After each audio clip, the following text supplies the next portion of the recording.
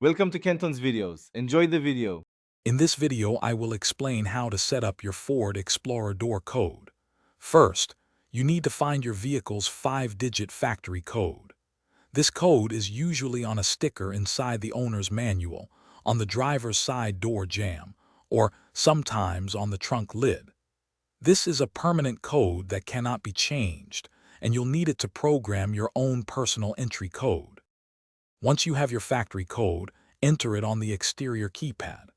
After entering the factory code, press the last two buttons on the keypad, the 7/8 and 9/0 buttons, within 5 seconds. Immediately after pressing those buttons, enter your desired new 5-digit personal code.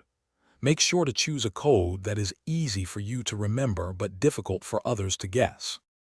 To confirm your new code, simply re-enter your chosen 5-digit personal code on the keypad.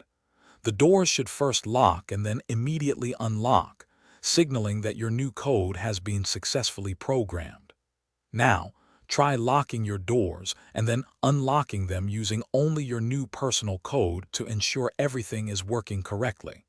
This confirms your easy access. If your new code doesn't work on the first try, don't worry. Simply repeat the entire setup process from the beginning, ensuring you follow each step precisely. Remember, your original factory code will always work as a backup if you ever forget your personal code.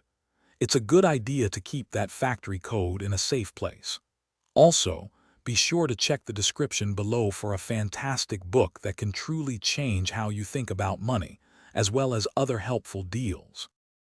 Thanks for watching. Consider subscribing if we helped you.